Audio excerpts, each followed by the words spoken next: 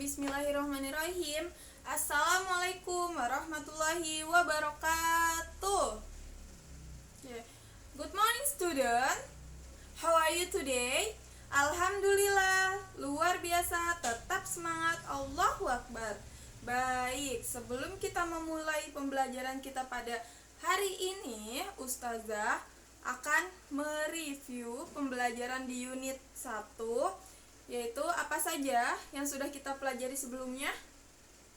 Oke, yang pertama ada tentang the month of Ramadan.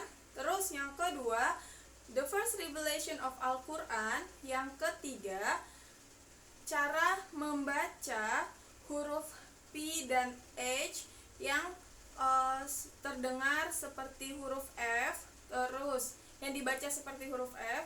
Yang keempat, tipe-tipe nouns. Oke. Yang pertama dulu, tadi tentang the month of Ramadan. Gimana di sini all believer should fasting from before dawn until sunset. Terus yang kedua ada apa lagi di the month of Ramadan? Ya, yang kedua, the messenger of Allah, di mana Nabi Muhammad Sallallahu Alaihi Wasallam ini merekomendasikan kepada kita untuk sahur dan to breakfast dan berbuka secepatnya ketika azan maghrib. Terus yang ketiga ya, kita maksud Ustazah di sini bulan Ramadan ini adalah disebut bulan untuk beribadah, for worshiping and sharing too. Oke, terus selanjutnya yang kedua itu tentang the first revelation of Al-Quran, yaitu wahyu pertama Al-Quran yang turun kepada Nabi Muhammad. Wahyunya apa? Ya, betul. Iqra bismi rabbikal ladzi khalaq. Tahu Quran surat Al-Alaq, yang mana bahasa Inggrisnya read in the name of your Lord who has created all that exists. Terus isinya ada apa ya Ustazah? Di sini diceritakan bahwa wahyu the revelation ini turun di mana? Di Gua Hira, in the cave of Mount Gua Hira. Terus itu kapan turunnya? Ketika bulan Ramadan. Terus siapa yang berbicara dengan Nabi Muhammad? The angel Jibril. Oke. Apa yang dikatakan kepada Nabi Muhammad? Apa yang dikatakan malaikat Jibril ini kepada Nabi Muhammad? Oke, read. Ya, bacalah. Maka di situ kelanjutannya adalah read in the name of your Lord. Terus who has created all that exists. Oke. Selanjutnya yang di halaman 9 itu tentang Ustazah mempraktekkan bagaimana cara membaca huruf P dan H yang terdengar seperti huruf F. Jika digabungkan suaranya menjadi dibacanya seperti huruf F. Nah, for the example untuk nomor 1 itu ada font. Nah, tulisannya seperti apa Ustazah? P H O N E. Terus nomor 2 ada foto. Tulisannya P H O T O. Nomor 3 ada graph. Tulisannya, huruf-hurufnya itu ada G, R, A, P, dan H. Terus number 4 itu ada pharmacy. Spellingnya, huruf-hurufnya itu ada P, H, A, R, M, A, C, Y. Terus number 5 itu ada profit. Itu hurufnya ada P, R O P H E T. Number 6, cara membacanya menjadi orphan. Nah, P dan H-nya ini dibaca seperti huruf F. Terus number 7 itu ada dolphin. Ya kan? P dan H-nya dibaca seperti huruf F. Selanjutnya number 8, elephant. Elephant itu P dan H-nya dibaca seperti huruf F. Selanjutnya nomor 9, trophy. Oke. Nomor 10, physical. Kalian boleh dibuka halaman 9, terus dengarkan tadi bagaimana Ustazah mempraktekkan cara membaca dari kosakata di halaman 9 ini.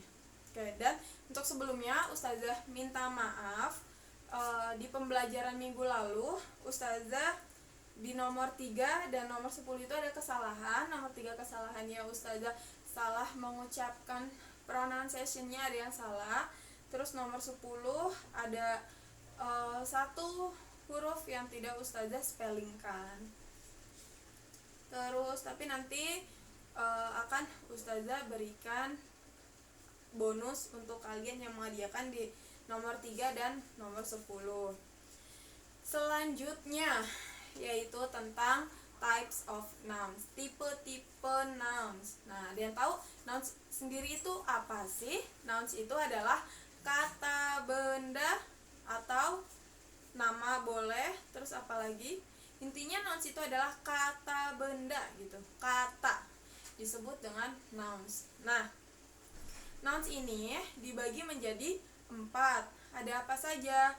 Ada proper noun, terus ada concrete noun, terus ada abstract noun, dan yang terakhir ada collective noun. Oke, yang perlu kalian pahami itu ada 4 ini dulu, 4 nouns ini dulu. Nah, untuk yang pertama, proper noun itu apa? Proper noun itu adalah kata yang menunjukkan sebuah nama, boleh nama orang, nama tempat, nama kota, nama hewan. Maksudnya nama hewan di sini misalnya kalian punya kucing, terus kalian beri nama Cathy, maka mana yang disebut dengan proper noun? Apakah kucingnya atau Cathy-nya? Ya betul, Cathy-nya, karena kucingnya ini bukan nama hewannya, tapi dia itu memang namanya sih itu kucing gitu, tapi yang diberikan nama adalah Cathy-nya ini gitu. Nah, jadi di sini contohnya itu ada Jakarta, terus Tom, terus Cathy tadi itu nama hewan. Nah, Jakarta ini adalah nama kota, terus Tom ini nama orang.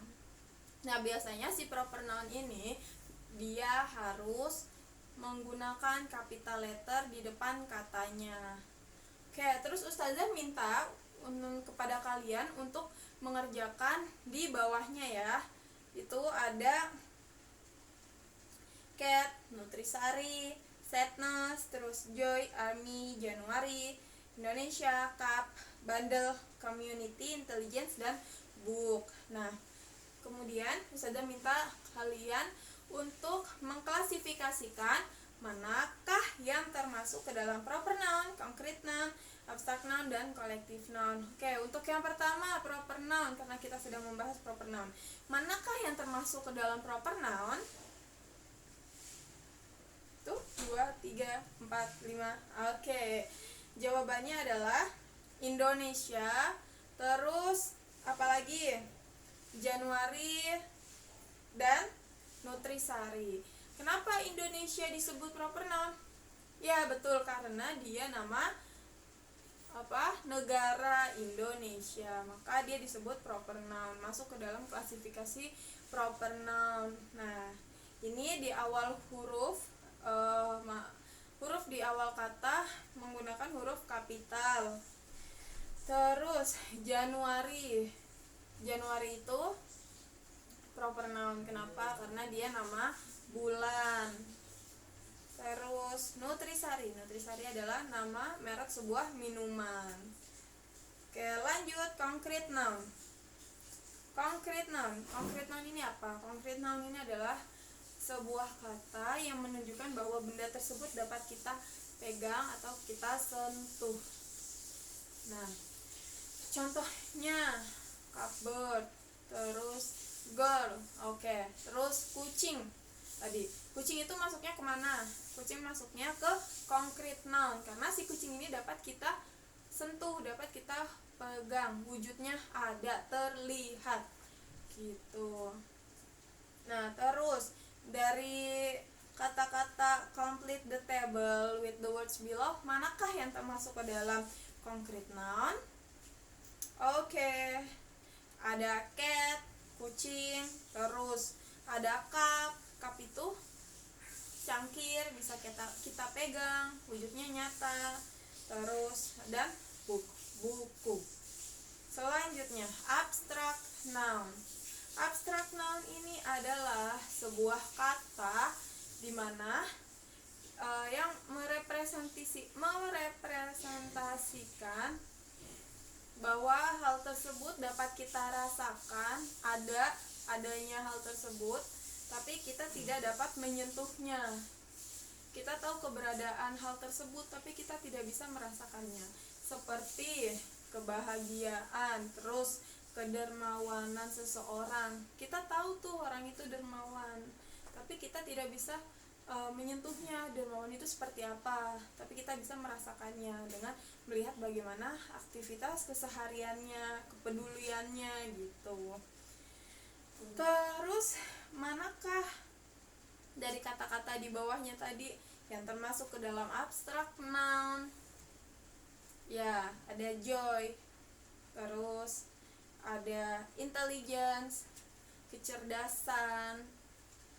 Kita tahu loh mana yang termasuk ke dalam kecerdasan, mana orang yang cerdas, mana yang harus belajar lebih giat lagi, seperti itu. Terus sadness, kesedihan.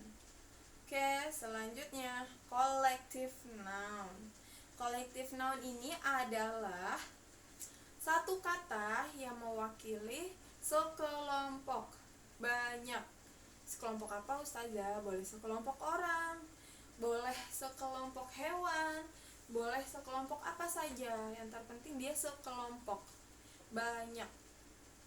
Contohnya itu tim, kru. Oke. Terus dari kata-kata di bawah mana yang termasuk ke dalam collective noun? Ya, community, komunitas, karena perkumpulan dari banyak orang. Terus bundle itu adalah bundel, sekumpulan kertas yang dijadikan menjadi satu, itu disebut bundel.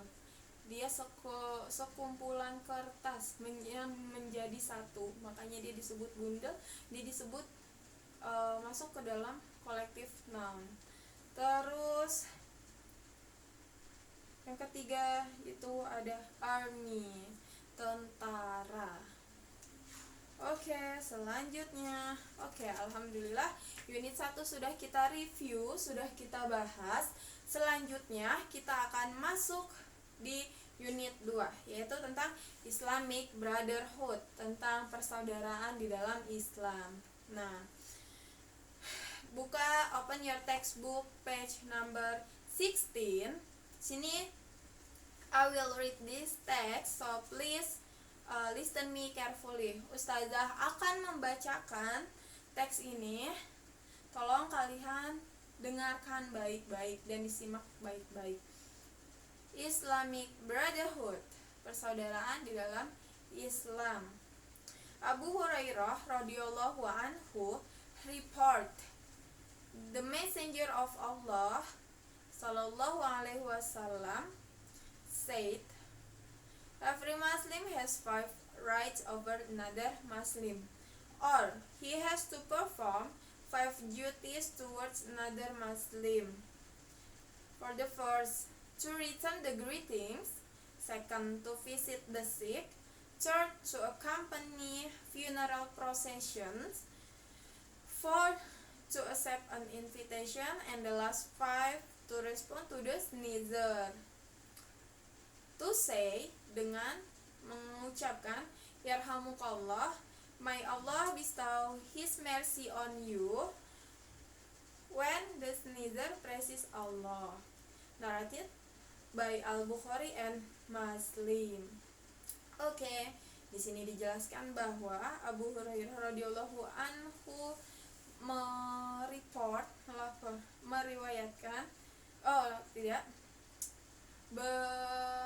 melaporkan bahwa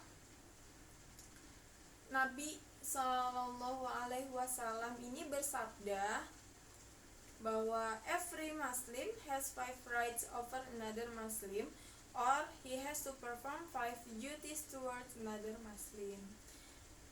Bersabda bahwa hadis Nabi, setiap Muslim itu memiliki 5 kewajiban terhadap Muslim lainnya. Itu ada apa saja? Yang pertama, to return the greetings, menjawab salam. Yang kedua, to visit the sick, mengunjungi orang yang sakit. Yang ketiga, to accompany funeral procession, dengan mengantarkan jenazah sampai ke pemakaman. Terus, to accept an invitation. Yang keempat, memenuhi undangan. Ketika kita mendapatkan undangan, misalnya undangan hitanan, maka kita wajib hukumnya untuk datang, kecuali ada uzur mendesak yang dimana kita tidak bisa datang ke undangan tersebut. Terus yang kelima, respond to the sneezer. Nah, kita diwajibkan untuk menjawab atau mendoakan kembali orang yang bersin. Nah, dengan apa? Dengan kata apa? Dengan berkata yarhamukallah. Kapan? Ketika orang yang bersin tersebut, when the sneezer praises Allah, mengucapkan alhamdulillah, maka wajib hukumnya bagi kita untuk mendoakan kembali dengan berkata yarhamukallah. Narrated by Al-Bukhari and Muslim. Dinarasikan, diriwayatkan oleh Al-Bukhari dan Muslim. Oke. Selanjutnya kita menjawab pertanyaan yang di bawahnya secara bersama-sama. Nomor 1, number 1. Does Islam respect human rights? Apakah Islam menghormati atau menghargai hak asasi manusia? Tentu Islam sangat menghargai, sangat menghormati hak asasi manusia. Bahkan dalam bersosial pun ini kita diatur sedemikian baiknya gitu. Terus jawabannya apa Ustazah untuk nomor 1? Oke, jawabannya adalah does Islam respect human rights? Jawabannya yes, Islam respect human rights. Okay, number 2. How many rights does a Muslim have over another Muslim? Berapa banyak kewajiban yang harus dilakukan oleh seorang Muslim terhadap Muslim lainnya? Tadi sudah kita bahas di atas bersama-sama. Okay. Every Muslim has 5 rights over another Muslim. Terus number 3, what are they? Apa saja itu kewajiban sesama Muslim satu terhadap Muslim lainnya? Yaitu yang 5 tadi, to return the greetings, terus to visit the sick, terus to accompany funeral processions. Yang keempat, to accept an invitation. Yang kelima, to respond to the sneezer. Okay. Number 4. When must you respond to the sneezer?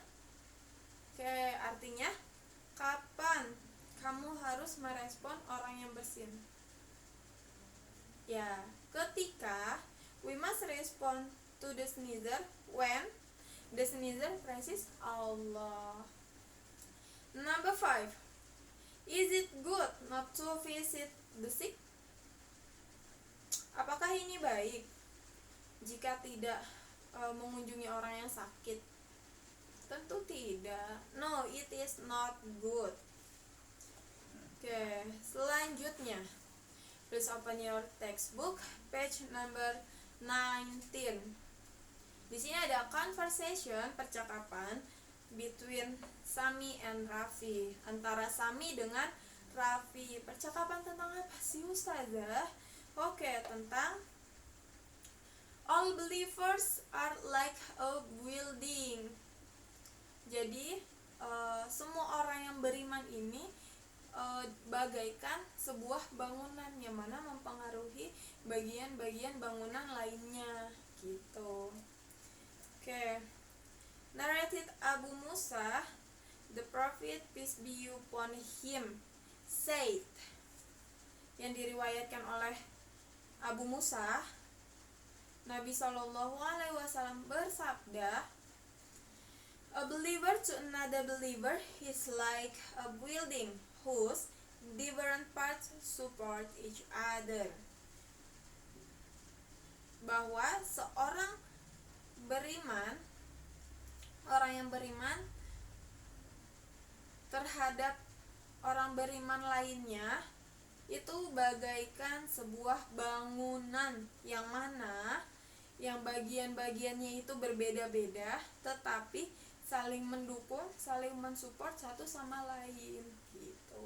Jadi maka dari itu kita diwajibkan untuk membantu sesama umat muslim, sesama saudara kita jika ada yang kesusahan gitu.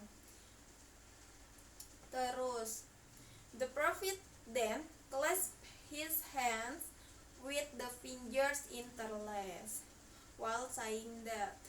Kemudian Nabi menggenggam tangannya dengan jari-jari yang terjalin. Nah, ini jadi seperti ini loh, nih orang yang beriman itu seperti ini. Jadi mempengaruhi satu sama lain. Jika ada yang cacat, kita untuk memegang, misalnya membawa buku, misalnya jari telunjuknya nggak ada, itu nggak bisa, itu sulit gitu, pasti ada kekurangan, ada kurangnya gitu, nggak sempurna gitu. Ini bagaikan orang yang beriman. Terus sini ada percakapan antara Sami dan Raffi. Oke, Ustazah akan membacakan. Kalian boleh mempraktikkan di rumah, ikut baca juga ya. Sami, Assalamualaikum warahmatullah. Jawab, oh no. Kayak Ustazah menjadi Sami dan kalian menjadi Raffi. Ustazah bertanya, kemudian kalian menjawab. Oke? Sami, Assalamualaikum warahmatullah. Sip. Sami, Assalamualaikum warahmatullah. Raffi menjawab. Oke. Sami, have you heard about the hadis of brotherhood? Pernahkah kamu mendengar tentang hadis persaudaraan?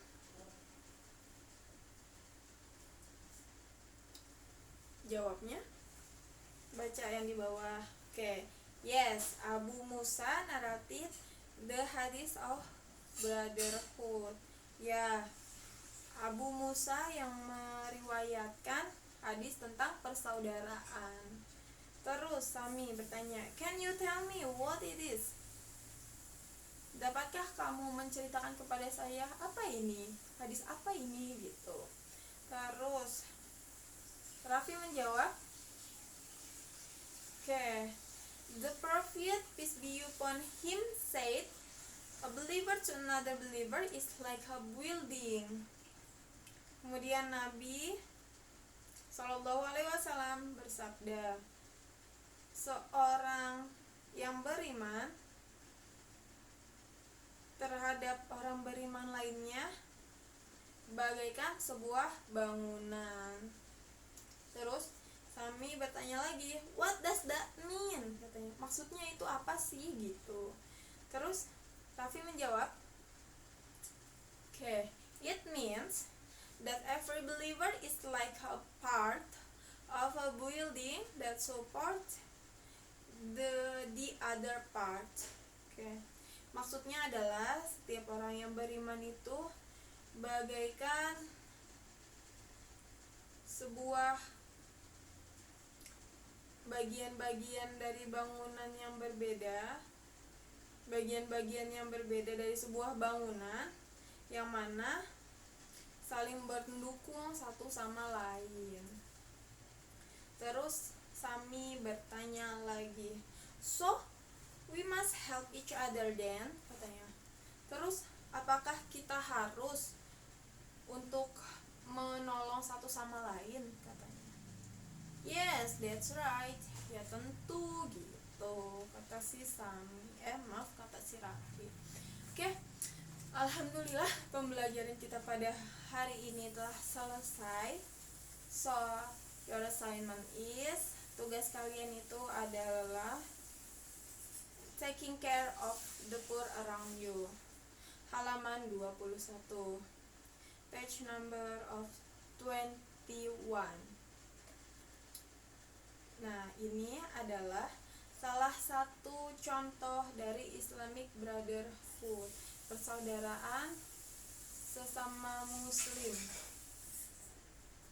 Nah, di sini kalian diminta untuk memberikan sebuah benda ataupun makanan ataupun uang, boleh untuk tujuannya untuk membantu tetangga atau siapapun orang yang membutuhkan, yang mana ekonominya sulit. Boleh uang, boleh benda, boleh apa saja, terserah, dengan cara difoto. Setelah difoto, kalian buat kalimat yang mendeskripsikan bahwa kalian melakukan hal tersebut. Nah, di sini lihat nomor 1, make a group of 3 students. Karena kalian mengerjakan di rumah masing-masing, jadi ininya dicoret, gak usah pakai grup. Terus lanjut ke nomor 2, set a plan to visit your brothers or sisters who are economically poor around you. Nah, kalian diminta untuk merencanakan mengunjungi brother atau sister, maksudnya boleh keluarga, boleh saudara, boleh teman, boleh tetangga, boleh siapapun yang mana ekonominya itu sulit gitu. Terus help them by teaching them a lesson or giving them something. Nah, kalian diminta untuk menolong mereka dengan memberikan barang atau memberikan sesuatu apa saja yang berguna untuk mereka. Terus write a report of the activity that you have done. Setelah itu kalian diminta untuk melaporkan aktivitas yang sudah kalian lakukan.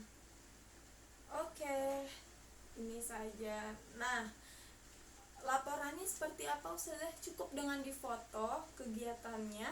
Setelah difoto, kalian buat kalimat. Kalimatnya misalnya seperti ini ya. Saya menolong tetangga saya dengan memberikan makanan pada hari misalnya Minggu. Okay. On Sunday, I give my neighbor food. Gitu. Cukup kayak gitu aja, kalian buat kalimat. Tolong buat kalimat sendiri ya.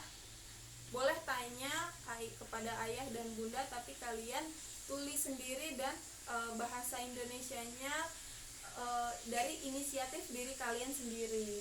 Kalau bertanya bahasa Inggrisnya boleh kepada ayah bunda, tapi untuk bahasa Indonesianya kalian pikir sendiri ya. Nah, setelah selesai Apa nih tugasnya? Nanti kalian tolong upload di Google Form. Kalau tidak bisa menguploadnya, boleh dikirimkan ke guru kelas masing-masing. Oke, paham? Alhamdulillah. Saya rasa cukup sampai di sini pembelajaran kita pada hari ini. Kurang lebihnya Ustazah mohon maaf. Jika ada pertanyaan yang kurang jelas, boleh ditanyakan kepada guru kelasnya masing-masing. Wabillahi taufiq wal hidayah, waridul inayah. Wassalamualaikum warahmatullahi wabarakatuh.